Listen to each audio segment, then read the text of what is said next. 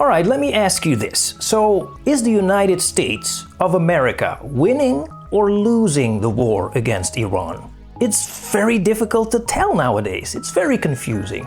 So, let me talk a little bit about why on the surface it may seem like the United States is losing this war, but then if you look a little bit closer, it may seem like they might still be winning the war. But then if you look closer still, they still might be losing this war. So all of this basically started with the United States accusing Iran of, enriching uranium, and they were threatening to create nuclear weapons. And the United States has been saying, no, we cannot allow that. This has a whole history behind it. But ultimately it led last year to the United States bombing Iran for 12 days, the so-called 12-day war.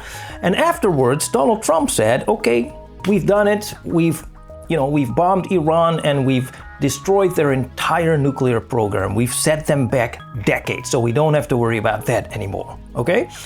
Just several months later, Donald Trump said, we have a little bit of a problem because, Iran is still trying to create nuclear weapons. I mean, which is it, right? So that was the first lie. But then they said, okay, you know what? We want to regime change Iran. Okay, well, that didn't happen. They did kill the religious leader of Iran, Khamenei, but they didn't achieve regime change. I mean, if someone, God forbid, would assassinate the president of the United States, would that be a regime change? No, of course not. I mean, J.D. Vance would take over, the Republican Party is still in place. It would be a decapitation strike, but it wouldn't be a regime change. And the same is true, of course, for what's happened in Iran. And then they said, we destroyed the Iranian army and we almost completely destroyed their missile capabilities. They were saying that while Israel and the Gulf states were still being hammered by Iranian missiles, by the way. Now then, of course, Iran blocked the Strait of Hormuz, and then the US said, if you don't open the Strait of Hormuz, we will bomb you back in the Stone Ages. Donald Trump even said that he was going to wipe out an entire civilization, basically calling for the genocide of 80 or 90 million people, which is absolutely... So they kept moving the goalposts because it seemed like they couldn't achieve any of their goals. And then in the end, it seemed like they've desperately called for a ceasefire. Okay, so we had a ceasefire. And then during the ceasefire, the United States says, okay, now we are going to block the Strait of Hormuz. How about that? All right. They announced the blockade. Still ships were getting through. So, I mean, again, on the surface, does it really seem like the United States is winning this war? No, of course not. It very much seems they're losing this war. But if you look a little bit closer now, could it be maybe that the United States has a higher objective? Something that they don't really openly talk about. I think it's very funny that many people, including many highly acclaimed geopolitical analysts, talk about Donald Trump and the decisions that he's making not making any sense, which is true. I mean, if you look at the US-Iran war as an isolated occurrence, they don't make any sense. For example, the United States says, we want the Strait of Hormuz to be open, so Iran has to open the Strait of Hormuz.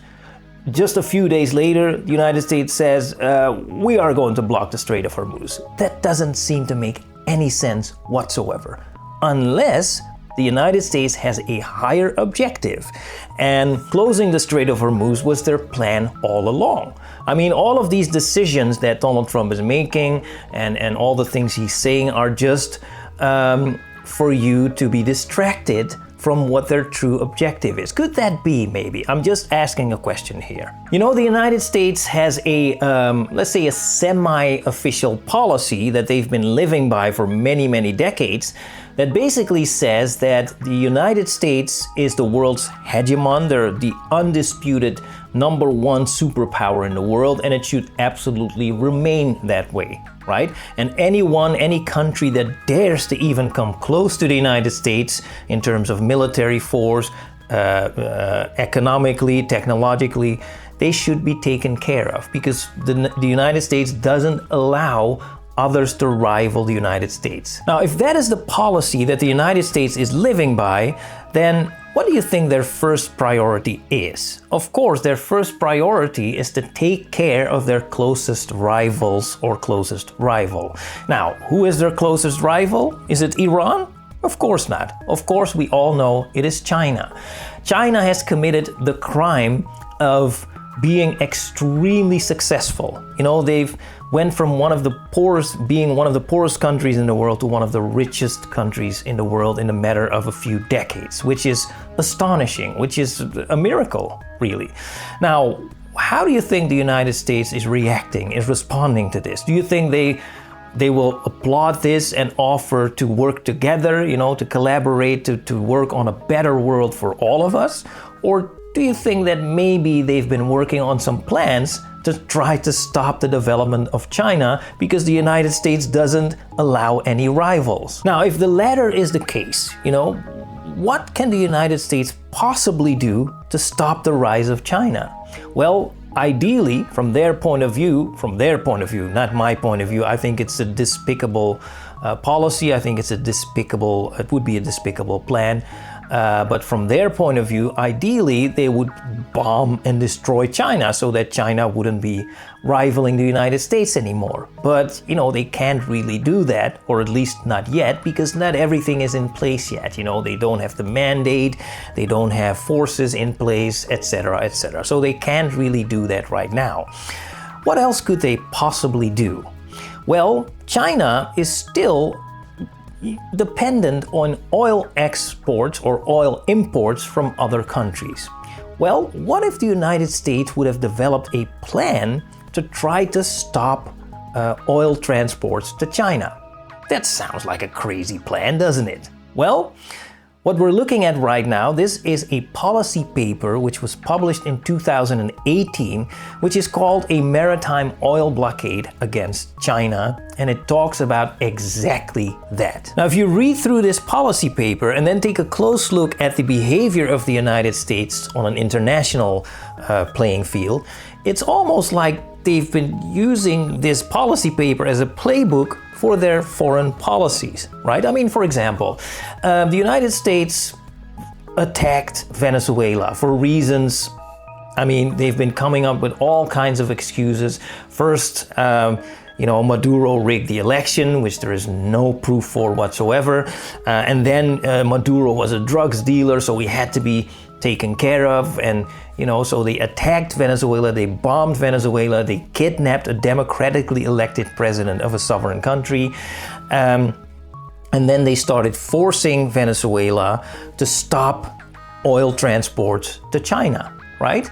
Let's take a look at the Ukraine war. Now, Marco Rubio, who is the Secretary of State of the United States, himself has said that the Ukraine war is actually a proxy war between the United States and Russia. So Ukraine, being the proxy, is being used by the United States to attack Russia with. Now, what has Ukraine been doing lately? Well, Ukraine has been attacking oil facilities in Russia. Of course, this is going to frustrate oil transports to China. And now, of course, we have the Iran war. And where are we at? We are at the United States blocking the Strait of Hormuz. So again, could it be maybe that the United States has a higher objective, which is, stopping oil transports to China in order to weaken China, and everything is basically going according to plan? Could that be? I'm just asking the question. So if you look at it from that point of view, is the United States winning the war? Well, maybe. But, on the other hand, the United States has another problem. And the problem is time. I already mentioned that, the United States at the moment is not in a position to be able to successfully, or at least from their point of view, successfully militarily attack China.